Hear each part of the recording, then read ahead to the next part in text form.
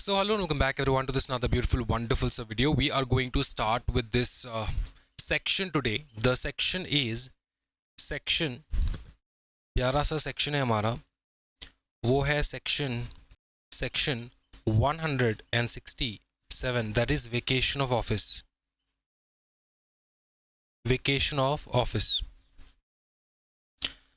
Vacation of office का मतलब क्या होता है? बहुत सारे लोग ये सोचते होंगे वेकेशन का मतलब होता है कोई ट्रिप वगैरह लगाना, गोवा वोवा जाना, घूम के मज़े करना, मस्ती। ऐसा नहीं होता दोस्तों। वेकेशन हमारे टर्म्स में वेकेशन का मतलब होता है ऑफिस से निकाल देना, ठीक है। वेकेशन ऑफ ऑफिस ये एक कॉर्पोरेट इक्विवेलेंट टर्म है ऑफ यू आर फायर्ड, ठीक है। अगर मेरे को तुमको फायर करना या फिर इफ़ यू आर फायर्ड तो हम लोग कहते हैं कि वेकेशन ऑफ ऑफिस हो चुका है दोस्तों। ठीक, समझ में आ रहा है? Got it? Okay. Vacation of office कब होता है? ग्राउंड्स कब होते हैं? ग्राउंड्स मतलब वो सिचुएशंस जब आपके ऑफिस वेकेट हो जाते हैं ऑटोमेटिकली। अच्छा, ये वेकेशन ऑफ ऑफिस ऑटोमेटिक होता है, ऑटोमेटिकली हो रहा है, ठीक है। ऑटोमेटिकली कैसे? पहला, कभी भी किसी भी टाइम पे अपने को पता चला कि आपने सेक्शन 164 के अंदर डिस्क्वालीफाई हो चुके हो। हम लोगों ने सेक्शन 164 सब सेक्शन 1, 2 एंड 3 देख रखा है। उसके अंदर आपने डिस्क्वालीफाई हो चुके हो तो आपका ऑफिस क्या हो जाएगा? वेकेट। समझ में आ रहा है? अब इस चीज को बहुत अच्छे से समझना है, ठीक है। Vacation of office. अब एक चीज समझो कि कौन से ऑफिस से आप वेकेट हो रहे हो। आपको पता है कोई भी डायरेक्टर है, वो लगभग 20 कंपनी, इसको अगर हम लोग डिवाइड करें तो 10 पब्लिक एंड 10 प्राइवेट। ये 10 प्राइवेट लिखना सही नहीं होता है क्योंकि प्राइवेट में तो वो 20 के 20 कंपनी में रह सकते हैं, राइट। लेकिन अगर हम लोग टोटल करें तो 20 होना चाहिए इसमें। तो प्राइवेट पब्लिक ये सब मिला के, ठीक है, इसको समझ लेना है। Got it? 20 कंपनीज में वो डायरेक्टर बन के बैठ पाता है, ठीक है। कौन से कंपनी से वो वेकेट हो रहा है? अगर वो डिस्क्वालीफाई हो चुका है, समझ में आ रहा है, डिस्क्वालीफाई हो चुका है अंडर सेक्शन 164, तो याद रखना जो डिफॉल्टिंग कंपनी है उससे वो वेकेट नहीं होगा, ऑल अदर कंपनीज से वेकेट हो जाएगा। ऑल अदर कंपनीज से वेकेट हो जाएगा। समझ में आ रहा है? क्या हो जाएगा? वेकेट। इसका मतलब ये कि जिस कंपनी में आपने डिफॉल्ट किया है एज अ डायरेक्टर, उस कंपनी से आप नहीं निकल सकते क्योंकि आपके ऊपर अभी कार्रवाई होगी। हाँ जी, आपके ऊपर इन्वेस्टिगेशन होगा कि आपने किस प्रकार से डिफॉल्ट किया है, क्यों डिफॉल्ट किया है, क्या है माजरा, ये सब कुछ होगा। क्योंकि आपने उस कंपनी में डिफॉल्ट किया है, उस कंपनी से आप नहीं निकल सकते। लेकिन क्योंकि आप एक डिफॉल्टिंग डायरेक्टर हो, बाकी के जो कंपनीज है जिसमें आप अच्छे खासे बैठ रहे थे, सारे कंपनी से आपको निकाला जाएगा। अंडरस्टूड? आपका वेकेशन हो जाएगा। Got it? ये हो चुका है। Got it? इस चीज को याद रखना है। हम लोग वेकेट उस ऑफिस से, उस कंपनी से नहीं कर रहे जहां पे डिस्क्वालिफिकेशन हुआ है। हम लोग आपको ऑफिस से निकाल रहे हैं उन कंपनी से, बाकी की कंपनी से जहां पे आप सही हो। Understood? Except for the company disqualifying company. Correct? क्योंकि आपको डिस्क्वालीफाइंग कंपनी से इसलिए नहीं निकाला जा रहा क्योंकि आपके ऊपर इन्वेस्टिगेशन होगा दोस्तों। आपको ऐसे ही छोड़ देंगे क्या? ठीक है, गॉट इट? दूसरा पॉइंट अच्छे से देख लो, बहुत ईजी है। 12 महीने से आप 12 महीने में एक भी बोर्ड मीटिंग आपने अटेंड नहीं किया, not even a single board meeting आपने अटेंड किया हो in the last 12 months. Absent for 12 months, ये इसको ऐसे लिख लो, एब्सेंट। क्या लिखना है? Absent from all board meeting, from all board meeting during a period of 12 month. ठीक है, पिछले 12 महीने में जितने भी बोर्ड मीटिंग हुआ है एक भी हमने अटेंड नहीं किया है। क्या ये समझ में आ रहा है? हाँ जी। विथ और without seeking leave of absence. याद रखना, चाहे आपने एब्सेंस का लीव ही क्यों ना लिया हो, लेकिन 12 महीने में एक बार भी आपने मीटिंग अटेंड नहीं किया तो आपका ऑफिस, आप कंपनी के लिए एक लाइबिलिटी बन जाते हो, ना कि एक एसेट। तो आपको ऑफिस से निकाला जाता है। ये हो चुका है दोस्तों। 6th पॉइंट है contravention of section 184। Contravention of section 184। पता है 184 क्या कहता है? एंटरिंग इनटू कॉन्ट्रैक्ट्स जहां पे आपका इंटरेस्ट है, एंटरिंग, ये हम लोग करेंगे, आज ही करेंगे, टेंशन ना लो। Entering into contracts, they are interested, they are interested. इसका मतलब ये होता है, मैं तुमको समझा देता हूं कि तुम्हारा कंपनी है, कंपनी ए, दूसरा है कंपनी बी। कंपनी ए में तुम डायरेक्टर हो, ठीक है। कंपनी ए कंपनी बी से कुछ काम करवा रहा है, एक कंपनी दूसरे कंपनी से काम जरूर करवाता है, ऑब्वियसली, है ना। पकड़ ली, इसको कुछ प्रोडक्ट चाहिए या फिर मैन्युफैक्चरिंग, पकड़ लो इसको कुछ एक बिल्डिंग वगैरह बनाना है, ठीक है, रियल स्टेट ऐसा कुछ बनाना है। और ये जो है ये एक बिल्डिंग वाला कंपनी है कि ये बिल्डिंग वगैरह बनाता है, रियल स्टेट में काम करता है। ये जो डायरेक्टर है ना कंपनी ए में बैठा है, ये इस कंपनी में भी डायरेक्टर है, लेकिन उसने किसी को बताया नहीं। या तो डायरेक्टर है या तो उसने शेयर होल्ड कर रखा है अच्छा खासा, अंडरस्टूड। तो कितना शेयर होल्ड कर रखा है वगैरह वगैरह वो हम लोग आगे देखेंगे, ये सेक्शन इसी चैप्टर में है, तो इस चैप्टर को हम लोग करेंगे सेक्शन को। सिंपल बात है कि डायरेक्टर छुपा रहा है कि वो जो दूसरे वाले कंपनी है, उस कंपनी के साथ जो हमारे कंपनी का डील हो रहा है, डायरेक्टर का इंटरेस्ट है उस कंपनी में, ठीक है। डायरेक्टर चुप इसलिए है क्योंकि डायरेक्टर को फायदा हो रहा है, ये किसी को शायद बताने का इरादा नहीं है डायरेक्टर का, समझ में आ रहा है। अगर पकड़ ले एक वाला कंपनी बी के साथ कोई कॉन्ट्रैक्ट करता है तो डी, ये जो ए वाले कंपनी में जो डायरेक्टर है इसका फायदा, क्योंकि ये जो डायरेक्टर है ये इस कंपनी में भी डायरेक्टर है, समझ में आ रहा है ना। तो ये वाला चीज है, ऐसा अलाउड नहीं है। तुम्हारा इंटरेस्ट, तुम्हारा जो भी इंटरेस्ट होता है ना डायरेक्टर का, उनको क्या करना होता है, इंटरेस्ट को कंप्लीटली बोर्ड के सामने, सबके सामने रखना होता है कि मेरा ये इंटरेस्ट है, मेरा वो इंटरेस्ट है, मेरा इस कंपनी में इंटरेस्ट है, उस कंपनी में इंटरेस्ट है। पूरा ट्रांसपेरेंट होना चाहिए चीज़ें, छुपा छुपा के कुछ नहीं कर सकते, तो तुम डिस्क्वालीफाई हो जाते हो। कॉन्ट्रावेंशन कर दिए सेक्शन 184, इसको हम लोग डिटेल में देखेंगे आगे, सेक्शन 184। फिर आता है हमारा डी, ये है फेलियर टू डिस्क्लोजर, सेक्शन 184, ये सेम ही चीज है, ठीक है। कॉन्ट्रावेंशन कर दिए सेक्शन 184, एंड या तो डिस्क्लोज करने में आप जो है कॉन्ट्रावीन कर दिए, उसके बाद तुम डिस्क्वालीफाइड हो बाय कोर्ट या फिर ट्रिब्यूनल या फिर कोर्ट ने तुमको डिस्क्वालीफाई कर दिया है, तो तुम्हारा ऑफिस से विकेट हो जाता है। Got it? क्या है, समझ में आ रहा है? ठीक है। उसके बाद सेक्शन 164 में ये सब कुछ है, तो ये मैं दोबारा कराने का कोई फायदा नहीं है। डिस्क्वालिफिकेशन बाय कोर्ट, ट्रिब्यूनल, ये सेक्शन 164 में भी देखने को मिल जाता है। ABCDE में आता है तुम्हारा वो जो आपका मॉरल टर्पिट्यूड के लिए आप जेल जाते हो, नॉट लेस देन 6 मंथ, ठीक है। इम्प्रिजनमेंट हो जाता है आपका not less than 6 month. Convicted,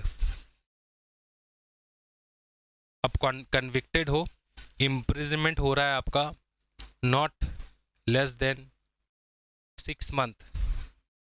ये तो सेक्शन 164 के अंदर ही आ जाता है, आपको पता ही है, ठीक है ना। अंडरस्टूड? ओके। तो तब भी आपका ऑफिस वेकेट हो जाता है। अब ऑफिस इमीडिएटली वेकेट नहीं होता, क्योंकि क्या होता है कि एक ग्रेस पीरियड रहता है। The office does not vacate immediately upon conviction. आप कन्विक्टेड हो चुके हो तो इमीडिएटली आपको ऑफिस छोड़ने का कोई ज़रूरत नहीं है, क्योंकि from 30 days from the date of conviction order, पकड़ लो आज कन्विक्शन ऑर्डर, अंटिल 30 डेज, ये लिख लो, अंटिल 30 डेज, अंटिल 30 दिन तक आपको छोड़ने की आवश्यकता नहीं है, क्योंकि आपको इस 30 डेज के अंदर आप क्या कर सकते हो बताओ, अपील कर सकते हो आप। एक है कन्विक्शन डेट, ये हो गया कन्विक्शन डेट, ठीक है। एक हम लोग ना रैंडमली लेते हैं, कोई भी डेट लेते हैं, सो तो आपको समझ में आ जाए 30 डेज का टाइमलाइन, 7 डेज का टाइमलाइन समझ में आ जाए। फॉर एग्जांपल 1 जुलाई को आपका कन्विक्शन, आप कन्विक्टेड हुए हो, डायरेक्टर्स कन्विक्टेड, ठीक है। तो 1 जुलाई को आपका जो ऑफिस है वो वेकेट नहीं होता है, ठीक है। आप ऑफिस में बैठे रह सकते हो, कब से कब तक, 30 दिन के लिए, यहां से स्टार्ट होके 30 डेज के लिए, फॉर 30 डेज, ठीक है। अब 30 डेज कहाँ पे जाके एंड होता है, फटाफट बता दो। 30 डेज एंड होता है 31 जुलाई को, 31 जुलाई को, 31 जुलाई को 30 डेज एंड हो जाता है। समझ में आ रहा है? 30 डेज एक्सपायर हो जाता है 31 जुलाई को। इस एक्सपायरी 31 जुलाई से पहले अगर आपने अपील फाइल कर दिया, देखो 31 अपील फाइल्ड या फिर अपील नॉट फाइल्ड, ठीक है, बिफोर 31 जुलाई, क्योंकि ये 30 डेज का डेडलाइन है। अगर आपने अपील फाइल कर दिया, अगर आपने अपील फाइल नहीं किया तो क्या होगा? आपने अपील फाइल कर दिया, एक बार आपने अपील फाइल कर दिया 30 डेज से पहले, 31 जुलाई से पहले आपने अपील फाइल कर दिया, तो आपको ऑफिस छोड़ने की आवश्यकता नहीं है, ठीक है। आप वेट करोगे जजमेंट का, ये जो आपका जो जज होगा वो एक्सेप्ट करेगा आपका अपील, ठीक है। हायर कोर्ट में जा रहे हो, वो जज एक्सेप्ट करेगा आपका अपील। समझ में आ रहा है? समझ में आ रहा है, एक्सेप्ट करेगा। और यहाँ पे अपील नॉट फाइल्ड, तो इमीडिएटली आपका ऑफिस वेकेट हो जाता है, ऑफिस वेकेट हो जाता है। ऑफिस डज नॉट, आपने अपील कर दिया तो ऑफिस वेकेट नहीं होता, मतलब आपको ऑफिस छोड़ने की आवश्यकता नहीं है। अगर आपने अपील नहीं किया तो आपको ऑफिस छोड़ना है। अब सुनो अच्छे से, 7 दिन का टाइमलाइन आ रहा है अभी, ठीक है, अच्छे से समझो। अब 31 जुलाई के अंदर तक आप क्या कर सकते थे बताओ? अपील कर सकते थे। तो आपने पकड़ लो कोई रैंडम डेट मैं ले रहा हूँ, यहाँ पे 25 जुलाई ले रहा हूँ, क्योंकि ये 31 जुलाई से पहले आ रहा है। तो आपने जो अपील फाइल किया ना, अपील फाइल किया वो आपने किया 25 जुलाई को। 25 जुलाई को आपने ऑफिस अपील फाइल किया, जो कि 30 डेज के अंदर आता है। 1 जुलाई को कन्विक्ट हुए हो, 1 जुलाई को कन्विक्ट हुए हो, और 25 जुलाई 30 डेज के अंदर अंदर आपने अपील फाइल कर दिया, ठीक है। अपील फाइल कर दिया, आप ऑफिस में आराम से बैठो, कोई टेंशन वाली बात नहीं। आप ऑफिस होल्ड कर रहे हो, ऑफिस होल्डिंग, ऑफिस आप ऑफिस होल्ड कर रहे हो, ठीक है, कोई टेंशन वाली बात नहीं है। आपको ऑफिस छोड़ने की आवश्यकता, आपने अपील फाइल कर दिया, ठीक है। अब सुनो, ये जो अपील है इसका हियरिंग आएगा ना, इसका हियरिंग आएगा। अब बहुत सारे बच्चे सोचते हैं कि 7 दिन के अंदर अंदर हियरिंग आ जाता है, ऐसा नहीं होता। 25 जुलाई को तुमने अपील किया, फर्स्ट अपील, ये फर्स्ट अपील हो रहा है, फर्स्ट अपील, ठीक है। तो इसका जजमेंट कब आएगा? टाइम लग सकता है, पकड़ लो 20 सितंबर को जजमेंट आया, 20, इसको मैं 20 सितंबर को आपका डिसीजन आया, 20 सितंबर को डिसीजन आया, ठीक है। आपको इमीडिएटली ऑफिस छोड़ना नहीं है। डिसीजन आपके पक्ष में हो सकता है, आपके पक्ष में नहीं भी हो सकता है। क्या बता दो? आपके पक्ष में हो सकता है, आपके पक्ष में नहीं भी हो सकता है, शायद रिजेक्ट कर दे। अगर आपका अपील जो है नॉट इन फेवर आया, नॉट इन फेवर, जो डिसीजन आया आपके फेवर में नहीं आया, या फिर ऑन फेवर, आपके फेवर में आया है, आपके फेवर में आया है, ठीक है। ऑन फेवर नहीं होता, इन फेवर होता है। इन फेवर आया है, आपके फेवर में आया, मतलब जज ने आपके लिए जो है, आपके बेनिफिट के लिए जजमेंट दिया है, ठीक है, आप निर्दोष हो, तब तो ठीक है, कोई दिक्कत नहीं, ऑफिस छोड़ने का कोई बात ही नहीं होता, आप ऑफिस होल्ड कर रहे हो। लेकिन अगर आपके फेवर में नहीं है, जिस दिन आया 20 सितंबर को डिसीजन आया, यहाँ से आपके पास 7 डेज रहता है, 7 डेज रहता है, यहाँ से आपके पास 7 डेज रहता है कि आप सेकंड अपील करो, सेकंड अपील करो। 7 डेज तक आपको ऑफिस छोड़ने की आवश्यकता नहीं है। 7 डेज एक्सपायर हो गया तो आपको ऑफिस ऑटोमेटिकली जो है छोड़ देना होता है। लेकिन 7 डेज के अंदर अंदर अगर आपने सेकंड अपील कर दिया, मतलब 20 सितंबर से लेकर 7 डेज कब होता है? 27 सितंबर, ठीक है। आपने 27 सितंबर को, मतलब 7 डेज के अंदर अंदर आपने सितंबर को आपने सेकंड अपील कर दिया। क्या कर दिया? Second appeal. तो आपको फिर से ऑफिस छोड़ने की आवश्यकता नहीं है। क्या ये समझ में आ रहा है? हाँ जी, ये सेकंड अपील लास्ट होता है तुम्हारा। Understood? Got it? Second appeal आपका लास्ट होता है। उसके बाद होता है कि आप अपील करोगे, उसका क्या आएगा बताओ? डिसीजन आएगा, फर्दर डेट में डिसीजन आता है। जैसे यहाँ पे आपने फर्स्ट अपील किया, फिर 20 सितंबर में डिसीजन आया, उसी प्रकार से आपका यहाँ पर भी डिसीजन आएगा। आपने 27 सितंबर को जो है अपील फाइल कर दिया, सेकंड अपील फाइल कर दिया, अब आपका डिसीजन आएगा, ठीक है ना। डिसीजन आ गया, पकड़ लो XYZ डेट को क्या आ गया, डिसीजन आ गया, ठीक है, समझ में आ रहा है। तो 27 सितंबर से पहले आपने सेकंड अपील कर दिया, क्योंकि 7 डेज का रूल रहता है, ठीक है। तो 20 सितंबर में आपका डिसीजन आया, और 27 सितंबर बिफोर 27 सितंबर, पकड़ लो एक रैंडम डेट ले लेते हैं, 24 सितंबर को आपने सेकंड अपील कर दिया, ठीक है ना, समझ में आ रहा है। अब देखो, क्योंकि आपने सेकेंड अपील कर दिया है विद इन द 7 डेज, मतलब 27 सितंबर से पहले आपने 7 अपील कर दिया है, तो आप अपने ऑफिस में कंटिन्यू रह सकते हो। क्या ये समझ में आ रहा है? हाँ जी। फिर जैसे ही आपका XYZ डेट आया, फ्यूचर में कोई भी एक डेट ले लो, अक्टूबर ले लो, 2 अक्टूबर को आपका डिसीजन आ गया, तो आपका ये जो प्रोटेक्शन है, इम्यूनिटी है, ये सब खत्म हो जाता है उसके बाद, ठीक है। उसके बाद आपको ऑफिस जो है छोड़ना होता है। अगर आपके फेवर में आया तब तो कोई दिक्कत नहीं है, दिक्कत ही नहीं है, आपके फेवर में आया जजमेंट, ठीक है ना, तब तो तुम ऑफिस होल्ड कर सकते हो। नॉट इन फेवर, तो जैसे हमको पहले 30 डेज प्लस 7 डेज का जो हमारे पास ऑप्शन था कि अपील करो, वो सब खत्म हो गया है, तो यहाँ पे आपको ऑफिस छोड़ देना होता है, आपका ऑफिस ऑटोमेटिकली वेकेट हो जाता है। क्या ये समझ में आ रहा है? पूरा टाइमलाइन समझ में आ चुका है। तो हमारे पास पहले रहता है 30 डेज, जैसे आप कन्विक्ट हुए हो वहाँ से 30 डेज आपके पास है, आप करते हो फर्स्ट अपील का जब डिसीजन आता है, डिसीजन से आपके पास 7 डेज रहता है आपको सेकंड अपील करने के लिए। सेकंड अपील का जब डिसीजन आता है, ठीक है, सेकंड अपील का जो डिसीजन आता है, यहाँ से आपका इम्यूनिटी कंप्लीट हो जाता है। अंडरस्टूड? यहाँ पे आपका इम्यूनिटी कंप्लीट हो जाता है। तो ये फाइनल आपका सेकंड अपील जो होता है फाइनल अपील होता है, यहाँ पे आपका इम्यूनिटी कंप्लीट हो जाता है। अगर फेवर में आ गया तो सही बात है, अगर नॉट इन फेवर तो आपको ऑफिस छोड़ के जाना होता है, वेकेशन हो जाता है आपका। क्या ये समझ में आ रहा है? 30 days appeal, 7 days further appeal, final decision. ये एक छोटा सा मेमोरी ट्रिक है, तुम याद कर लो। 30 डेज उसके बाद आप करते हो अपील, ठीक है। उसके बाद अपील का जो जजमेंट आता है, उसके बाद आपके पास रहता है 7 डेज का पीरियड। इसके बाद आप करते हो फाइनल अपील, ठीक है, और उसके बाद आपका फाइनल डिसीजन आ जाता है।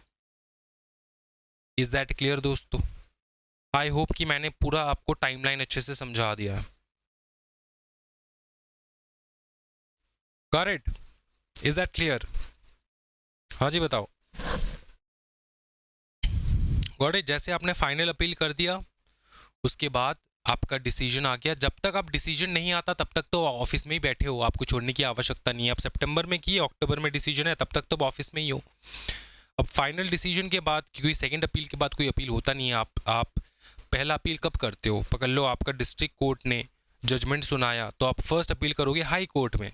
हाई कोर्ट का जजमेंट आया, उसके बाद आप सेकंड अपील कहाँ पे करोगे? सुप्रीम कोर्ट में। सुप्रीम कोर्ट का जजमेंट आ गया, डिसीजन आ गया, उसके बाद कोई कोर्ट है क्या जाने के लिए? नहीं ना, तो फाइनल कोर्ट रहता है। तो ये समझ में आ चुका है।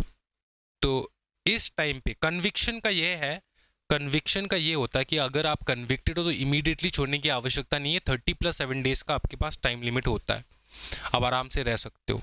30 + 7 डेज का रहता है, ऐसा नहीं कि 30 + 7 डेज अब ऑफिस में बैठे हो। 30 + 7 डेज का टाइम होता है अपील करने के लिए। उसके बीच में जितने पर टाइम रहता है तब तो आप ऑफिस में ही रहते हो, है ना। इजी पीजी, कोई दिक्कत वाली बात नहीं है। अगर कोई डाउट है तो आराम से पूछ लेना है, कोई टेंशन वाली बात नहीं है, ठीक। ई हो चुका है, ABCD EF, ई हो चुका है, EF एक्चुअली ये ओके, ई हो चुका है। अब F देख लो फटाफट, ठीक है। F देख लेते हैं हम लोग फटाफट। F वाला पॉइंट हम लोग देख लेंगे अभी। F वाला पॉइंट में क्या बताया? एकदम सिंपल, रिमूवल। आपको रिमूव कर दिया गया है, डिस्क्वालीफाई नहीं हुए हो तुमको ऑफिस से निकाला गया है, ठीक है, वाया द शेयर होल्डर्स ने तुमको ऑफिस से निकाल दिया, तो तुम्हारा ऑफिस ऑटोमेटिकली वेकेट हो जाता है। लास्ट होता है जो ऑटोमेटिक होता है, वो होता है तुम्हारा सिसेशन ऑफ एम्प्लॉयमेंट, क्या बताओ? सिसेशन ऑफ एम्प्लॉयमेंट मतलब तुम्हारा टेन्योर कंप्लीट हो चुका है, टेन्योर कंप्लीट हो चुका है। जो भी टेन्योर के लिए आप अपॉइंट हुए हो वो टेन्योर जो है पूरा कंप्लीट हो चुका है। एक बार टेन्योर कंप्लीट हो चुका है उसके बाद किस बात का बैठना ऑफिस में, है ना? ऑफिस जो है ऑटोमेटिक क्या हो जाता है, ऑटोमेटिक आपका ऑफिस जो है वो हो जाता है खाली। अंडरस्टूड? अब एक क्वेश्चन आता है, यही तक था, ठीक है, यही तक आपको याद रखना है, FG तक याद रखना है बस। अब एक क्वेश्चन आता है, पकड़ लो, ऐसा भी कभी हो सकता है कि सारे डायरेक्टर्स एक साथ ऑफिस छोड़ दे? What to do when all directors vacate? एक साथ सारे डायरेक्टर्स का वेकेशन हो गया। बहुत सारे सिचुएशंस हो सकते हैं। पकड़ लो, करप्ट थे डायरेक्टर्स, किसी केस में फंस गए, सबको निकाल दिया एक साथ ही, ऐसा कोई सिचुएशन सोच लो, तो करेंगे क्या? करेंगे क्या बताओ? तो अगर ऐसा डिस्क्वालिफिकेशन हो गया ना कि सारे डायरेक्टर्स एक साथ ऑफिस से निकल चुका है, तो दो जन के पास पावर रहता है। एक होता है प्रोमोटर ऑफ द कंपनी, दूसरा रहता है सेंट्रल गवर्नमेंट। इनके पास पावर रहता है। ये क्या करेंगे, रिक्वायर्ड नंबर ऑफ डायरेक्टर्स को बिठाएंगे, रिक्वायर्ड नंबर ऑफ डायरेक्टर्स को बिठाएंगे टेम्पररी के लिए। दे विल पुट, लिख देता हूँ एकदम लेमेन्स टर्म में, रिक्वायर्ड अपॉइंट लिख देते हैं ना, पुट थोड़ा बहुत ही नर्सरी वाला हो जाएगा। They will appoint required number of directors.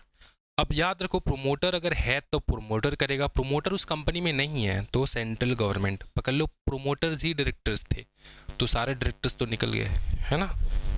क्या याद रख पाओगे दोस्तों? कोई टेंशन वाली बात तो नहीं है? नहीं, टेंशन तो होने नहीं दूंगा मैं तुमको, ठीक है? सेंट्रल गवर्नमेंट बिठा देंगे। अब कब तक बिठाएंगे?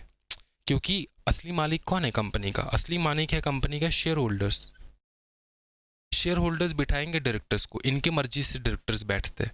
तो शेयर होल्डर्स कब बिठाएंगे? नेक्स्ट जनरल मीटिंग में, नेक्स्ट जनरल मीटिंग में बिठाएंगे डायरेक्टर्स को, अपॉइंट करेंगे फाइनल डायरेक्टर्स को। शायद जो डायरेक्टर्स इन लोगों ने अपॉइंट किया है इन्हीं को रख दे, इन्हीं को एक्सेप्ट कर ले, या फिर चेंज कर सकते हैं, क्या ये समझ में आ रहा है?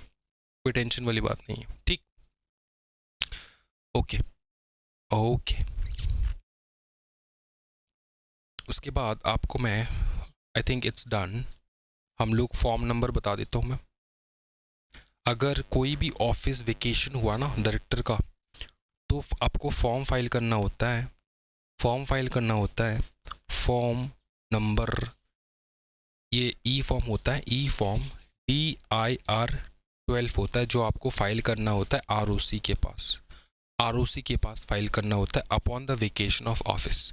जैसे ही वेकेट हो जाता है कोई डायरेक्टर, तो कंपनी को फाइल करना होता है, कंपनी को क्या फाइल करना होता है?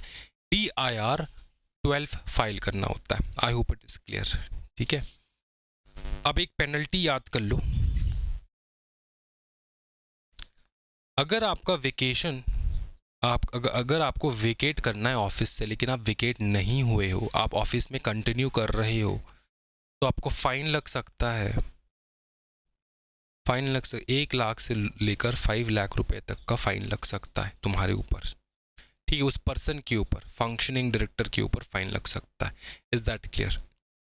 ठीक है, ये हो चुका है दोस्तों, हम लोगों ने सेक्शन कंप्लीट कर दिया है। आई होप कि सेक्शन इजी था, आपको कोई डिफिकल्ट नहीं आया सेक्शन को समझने में। अब हम लोग नेक्स्ट सेक्शन करने जा रहे हैं। सेक्शन का नाम है section 168, resignation of directors. Directors को रिजाइन करना है अब, ठीक है? Section 168, resignation of directors. जैसे जैसे मैं लिखवा रहा हूँ ना, नोट्स लिखते जाओ, यही तुमको एग्जामिनेशन में लिख के आना है, ठीक है? रेजिग्नेशन ऑफ डायरेक्टर्स देखो अच्छे से। रेजिग्नेशन ऑफ डायरेक्टर्स में बात ये होता है कि डायरेक्टर रिजाइन करता है। अब इसका एक टेक्निक होता है रिजाइन करने, कारण कुछ भी हो सकता है, तो इसका स्टेप्स है, स्टेप्स ऑफ रेजिग्नेशन। नंबर 1, पहले नोटिस जाता है। नोटिस जाता है, किसको नोटिस जाता है? कंपनी को। कौन भेजता है? डायरेक्टर। डायरेक्टर टू कंपनी कि मैं रिजाइन करना चाहता हूं। उस नोटिस में वो क्या क्या लिखेगा? उस नोटिस में वो लिखेगा, इन राइटिंग लिखेगा। वो इन राइटिंग होना चाहिए, ऐसे नहीं इनफॉर्मली आप मुंह पे बता के आगे, ऐसा नहीं हो सकता। इन राइटिंग होना चाहिए, प्लस रीजंस होना चाहिए उसमें।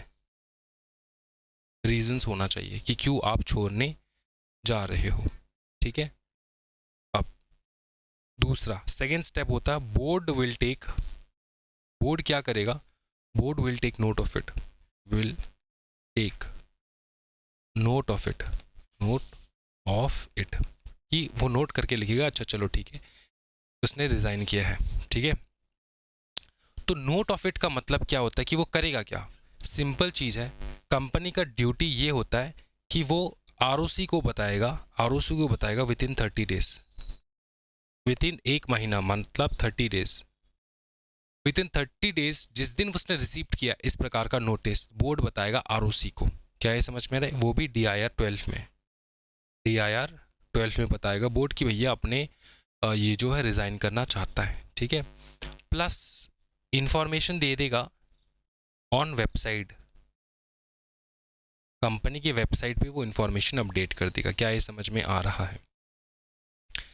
तीसरा पॉइंट होता है डायरेक्टर का रिपोर्ट, ठीक है। डायरेक्टर का रिपोर्ट। अब डायरेक्टर क्यों छोड़ रहा है, इसका जो रीजन है, इसका जो रिपोर्ट है, वो shall be laid down, shall be laid down in the immediately following general meeting, following general meeting में ये lay down होगा। Understood? Immediately following general meeting में उनको रिपोर्ट रखना है, डायरेक्टर्स का रिपोर्ट रखना है। Understood? Got it? Okay. Now अब होगा क्या? अब ये तो कंपनी सब आरओसी के साथ डील कर रहा है। अब डायरेक्टर का एक काम है, डायरेक्टर का भी एक रिस्पॉन्सिबिलिटी होता है, वो फाइल करता है DIR 11। Director file DIR 11 to ROC. Company file करेगा DIR 12, डायरेक्टर फाइल करता है DIR 11। प्रिस्क्राइब्ड फी के साथ वो फाइल करता है, ठीक है। समझ में आ रहा है? क्या फाइल करेगा? DIR 11 में होता क्या? Copy of its resignation. उसने जो रिजाइन किया है उसका जो पेपर है उसका कॉपी वो भेजेगा आरओसी को। क्या ये समझ में आया? एग्जामिनेशन में DIR director files DIR 11 to ROC लिख दोगे तब भी चलेगा, एग्जामिनर को पता है, ये शॉर्टकट होता है, लिखने का तरीका होता है, इतना ज़्यादा एक्सप्लेन करने की आवश्यकता नहीं है। टाइम अगर तुम्हारे पास है तो तुमको एकदम बना के लिखना है बराबर करके, वरना इतना लिख दो काफ़ी है। DIR 11 सबमिट करना है आरओसी को। क्या ये समझ में आ रहा है? फिर आता है effective date of resignation. Effective date, effective date of resignation, effective date of resignation, ठीक है। अब देखो ये कब होता है, मतलब मैंने रिजाइन करना है, मैंने रेजिग्नेशन दे दिया, अब कब से मैं रिजाइन करूंगा, ठीक है। तो ये दो हो सकता है। एक, अगर तुमने डायरेक्टर ने अपने रेजिग्नेशन में SIGNATION अगर रेजिग्नेशन में उसने डेट मेंशन किया कि मैं so and so XYZ date में डेट से ऑफिस नहीं आऊँगा, मैं रिज़ाइन करता हूँ, इस डेट से मेरा रेजिग्नेशन इफेक्टिव हो जाएगा। ये कोई भी डेट हो सकता है, XYZ कोई भी डेट हो सकता है, अगर मेंशन हो रहा है तो इसी डेट से उसका रेजिग्नेशन माना जाएगा, रिज़ाइन कर लेगा, ऑफिस छोड़ के चला जाएगा, इफेक्टिव डेट रहेगा वो, ठीक है। अगर date does not mention, date is not mentioned,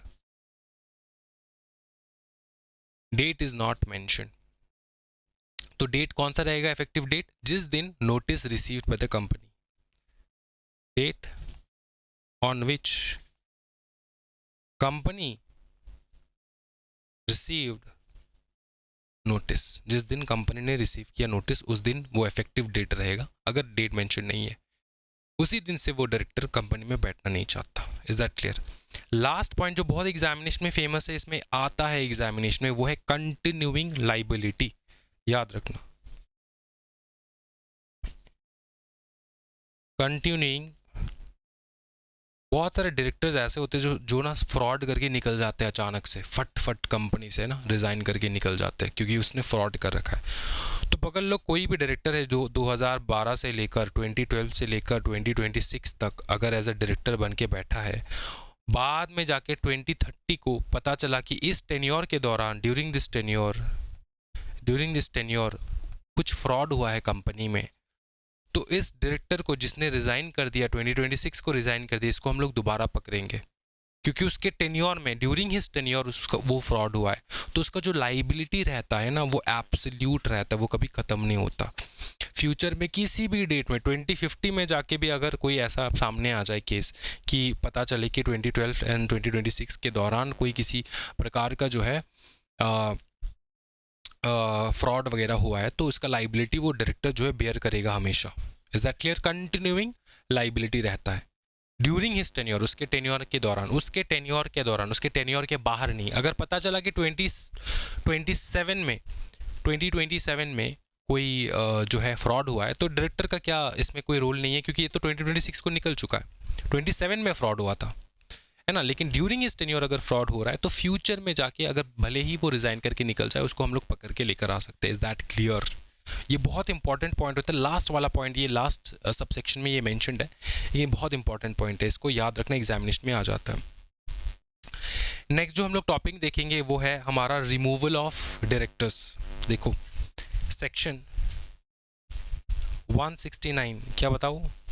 removal of director. क्या बता दो फटाफट? Section 169 removal of director. Director को कैसे निकाले? जैसे दूध में से हम लोग कभी कभार मक्खी चींटी निकाल के फेंक देते, उसी प्रकार हम लोग डायरेक्टर को निकाल के फेंक देते, उसी प्रकार कंपनी सेक्रेटरी को भी निकाल के फेंका जाता है।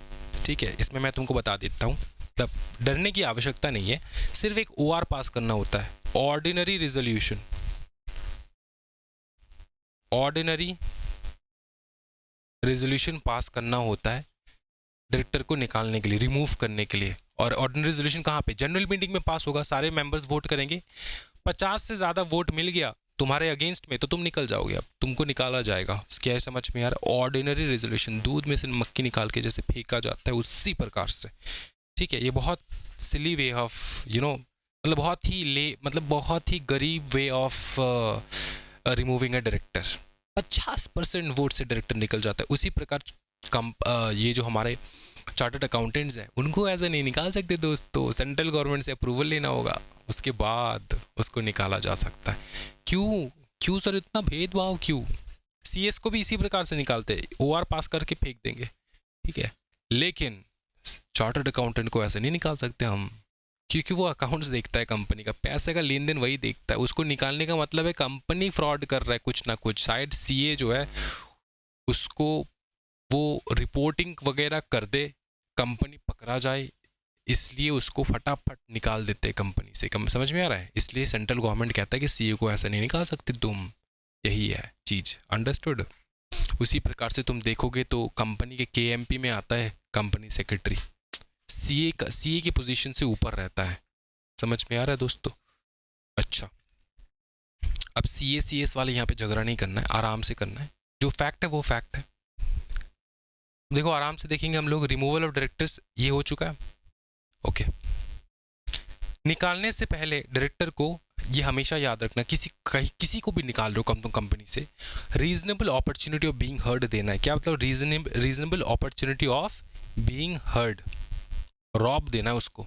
क्या बताऊँ? रॉब देना है। रॉब का मतलब क्या होता है? Reasonable opportunity of being heard, मतलब उसको सुनने का एक मौका देना है कि वो लोग उसका मन का बात जो बताना है वो बता सकता है। ठीक है, कहाँ पे बताएगा? मीटिंग में, जनरल मीटिंग में निकालने से पहले, उसी मीटिंग में वोट होके निकाल देंगे, लेकिन उसको जो अपना मन का बात है उसको रखने का अधिकार है। क्या है समझ में आ रहा है?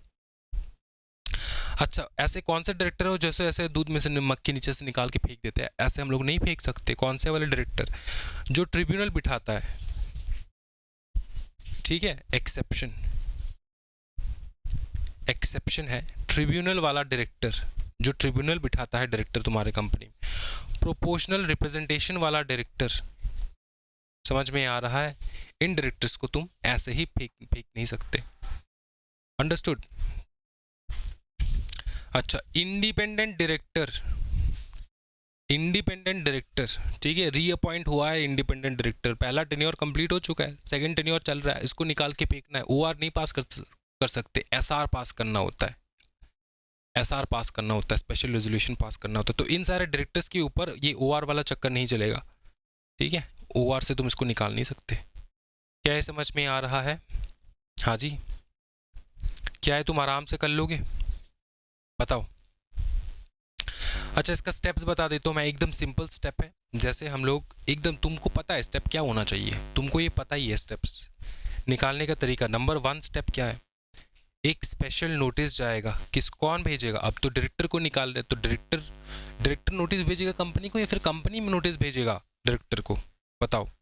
हाँ जी, कंपनी नोटिस भेजेगा, सिर्फ डायरेक्टर को ही नहीं, सारे मेंबर्स को भेजेगा कि हम लोग ओआर, ऑर्डिनरी रेजोल्यूशन पास करके नेक्स्ट मीटिंग में इस डायरेक्टर को निकाल रहे हैं।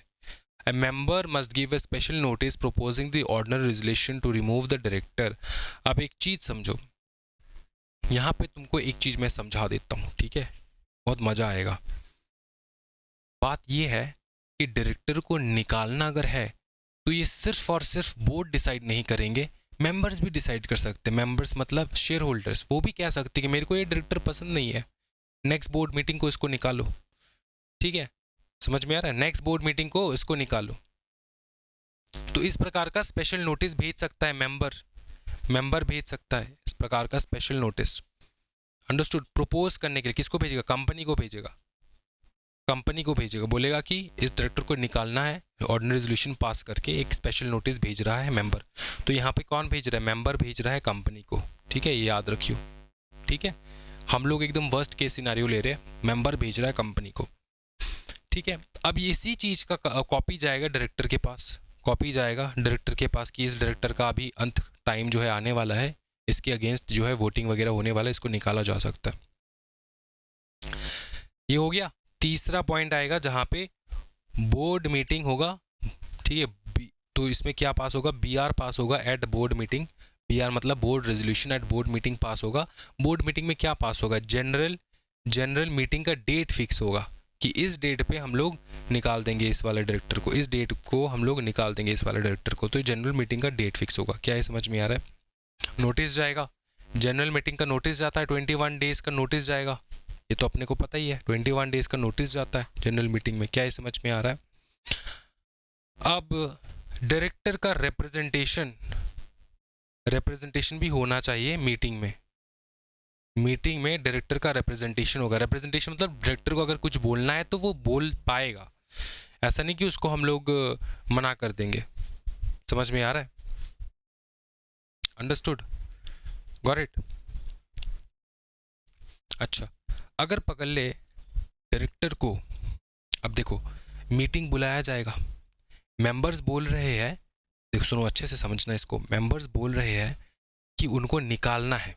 अब सारे मेंबर्स थोड़ी बोल रहे हैं, कुछ मेंबर्स बोल रहे हैं कि इस डायरेक्टर को निकालना है।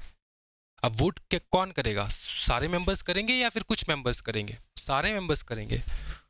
तो नोटिस जो जाएगा, ये जो जीएम का जनरल मीटिंग का नोटिस जाएगा, इस नोटिस में डायरेक्टर का बात चिपकाया जा सकता है यहाँ पे, ठीक है? If the director makes a written representation, state the facts in the notice and send a copy to every member। Notice में डायरेक्टर का रिप्रेजेंटेशन भी हम लोग चिपका के भेज सकते हैं। लेकिन अगर पकड़ लो डायरेक्टर ने लेट कर दिया, डायरेक्टर का रिप्रेजेंटेशन बहुत टाइम बाद लेट हुआ है, ठीक है? लेट हुआ है मतलब नोटिस जो है वो भेज दिया है, डायरेक्टर अभी तक रिप्रेजेंटेशन नहीं दिया, तो डायरेक्टर का बात जो है नोटिस में हम लोग चिपकाएंगे कैसे? तो बोला जाता है डायरेक्टर को अगर ऐसा है, उसका रिप्रेजेंटेशन देने का 2 तरीका होता है, ठीक है? रिप्रेजेंटेशन देने का 2 तरीका, एक है नोटिस के साथ चिपका दो, नोटिस के साथ ऐड कर दो उसका रिप्रेजेंटेशन। लेकिन अगर लेट हो चुका है, अगर लेट हो चुका है, नोटिस जा चुका है, तो डायरेक्टर को मीटिंग में ऑरली बोलने के लिए बोल दो, ठीक है? ऑरली वो रीड आउट कर देगा उसकी मीटिंग में लेट रिप्रेजेंटेशन अगर है तो director can require to be read out at the meeting में वो सबके सामने बोलेगा, कोई दिक्कत वाली बात नहीं है। क्या ये समझ में आ रहा है? मैं जो स्टोरी बता रहा हूँ ना, इसी स्टोरी को दिमाग में रखना है, इतना ज़्यादा डिटेल तुमको याद नहीं रखना है, तुमको स्टोरी याद रखना है। पकड़ लो, डायरेक्टर को रिप्रेजेंटेशन कैसे देगा, सारे मेंबर्स तक नोटिस के माध्यम से दे देगा। अगर नोटिस चला गया है, डायरेक्टर लेट हो चुका है, तो क्या करेगा डायरेक्टर? मीटिंग में बोल देगा सबके सामने। क्या ये समझ में आ रहा है? ये डायरेक्टर का अधिकार होता है। समझ में आ रहा है? ये डायरेक्टर का अधिकार होता है। अब यहाँ पे एक केस है, रिप्रेजेंटेशन में एक केस है। केस ये है कि देखो, कंपनी क्या कर सकता है, डायरेक्टर ने सुनो अच्छे से, रिटन रिप्रेजेंटेशन जो दिया, जो सर्कुलेट करना है, सारे मेंबर्स तक पहुंचना है, सारे मेंबर्स तक पहुंचना है ये चीज, ठीक है, सर्कुलेट करना है। अब ये कौन कराएगा सर्कुलेट? कंपनी कराएगा, ठीक है। क्या कौन कराएगा? कंपनी कराएगा। अब कंपनी के पास जब ये रिटन रिपोर्ट आया, ठीक है, रिटन रिप्रेजेंटेशन आया, कंपनी देख रहा है कि डायरेक्टर अनशन बोल रहा है, इसमें डायरेक्टर नीडलेस पब्लिसिटी के लिए डिफेमेटरी मैटर घुसा रहा है, यहाँ पे डिफेम कर रहा है कंपनी को, अनशन चीज, उसको गुस्सा आ गया वो बहुत। तो अब ये XYZ जो चीज उसने लिखा है वो सारे मेंबर्स तक कैसे पहुंचाए? कंपनी का बदनाम हो जाएगा, ठीक है। तो दो चीज कंपनी को लग सकता है, एक है नीडलेस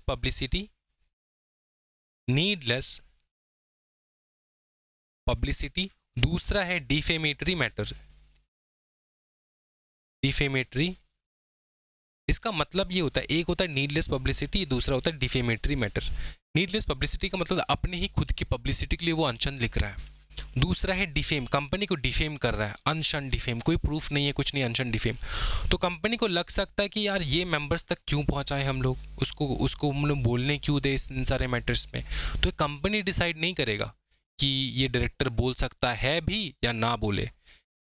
कंपनी क्या करेगा, अगर ये सारा कंपनी को लग रहा है, कंपनी अप्लाई कर देगा to NCLT, national company law tribunal के पास चला जाएगा इस रिप्रेजेंटेशन के साथ। अब NCLT के मेंबर जो है वो देखेंगे, इस रिप्रेजेंटेशन को पढ़ेंगे, उनको भी अगर ऐसा लगा कि हाँ यार डायरेक्टर तो नीडलेस पब्लिसिटी के लिए ऐसा लिख रहा है या फिर डिफेम कर रहा है कंपनी को विदाउट एनी प्रूफ, तो NCLT एक्सेप्ट कर लेगा, बोलेगा कि हाँ इसका जो रिटन रिप्रेजेंटेशन है इसको सर्कुलेट करने की कोई आवश्यकता नहीं है, ऐसा NCLT बोल देगा। अगर NCLT एक्सेप्ट ना करे, नॉट एक्सेप्ट, कंपनी का जो ये रिक्वेस्ट है NCLT के पास, कंपनी क्या करेगा, रिक्वेस्ट करेगा NCLT को कि इसको हम लोग सर्कुलेट नहीं करते। अगर नॉट एक्सेप्ट करे तो सर्कुलेट हो जाएगा, कंपनी के पास ऑथोरिटी नहीं है, वो डिसाइड नहीं कर सकता कि सर्कुलेट करे कि ना करे, ये NCLT बोलेगा। क्या ये समझ में आ रहा है? तो ये हमने छोटे छोटे पॉइंट्स जो है ना अच्छी तरीके से हम लोगों ने डिस्कस कर लिया। क्या ये समझ में आ रहा है? अब देखो, अब बात है हम लोग स्टॉक एक्सचेंज, अगर तुम्हारा लिस्टेड कंपनी है, कौन सा वाला पॉइंट है, ऐसे ही रैंडम पॉइंट्स लिख रहे, चलो ठीक है। अगर आप एक लिस्टेड कंपनी हो तो आपको नोटिस देना है, send notice to stock exchange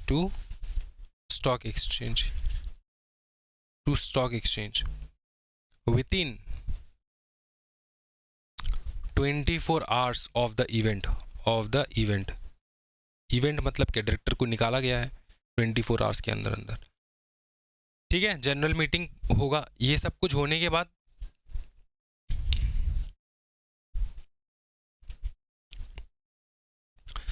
फिर क्या हो जाएगा, जनरल मीटिंग होगा, ऑर्डिनरी रेजोल्यूशन पास वगैरह हो जाएगा, फिर फाइल होगा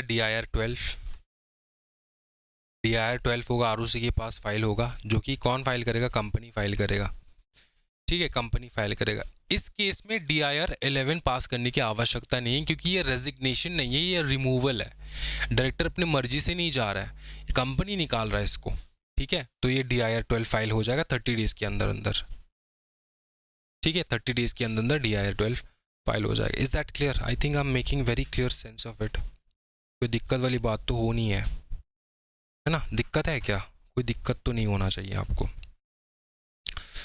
कंप्लीट हो चुका है। अब रिमूवल जो है ना एनसीएलटी भी कर सकता है, रिमूवल बाय एनसीएलटी।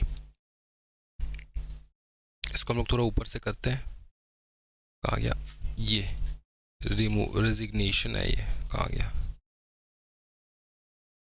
ये रिमूवल ऑफ डायरेक्टर। अच्छा, NCLT can also remove, NCLT can also remove, ठीक, एनसीएलटी भी इसको निकाल सकता है। कब निकालेगा? एनसीएलटी के पास एक एप्लीकेशन आया, ड्यू टू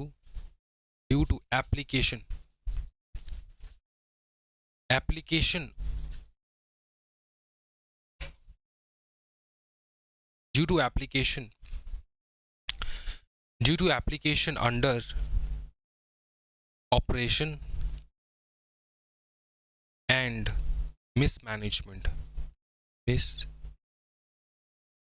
ये एक सेक्शन है, सेक्शन 241 कहते हैं हम लोग इसको, सेक्शन 241। ये हम लोग अलग से करेंगे सेक्शन 241, ठीक है, इसको हम लोग अलग से करेंगे, सेक्शन 241 इसको हम लोग अलग से करेंगे। तो अंडर ऑपरेशन एंड मिसमैनेजमेंट अगर एनसीएलटी के पास कोई कंप्लेंट गया तो एनसीएलटी इसको रिमूव कर सकता है डायरेक्टर को। क्या ये समझ में आ रहा है? हाँ जी, ओके।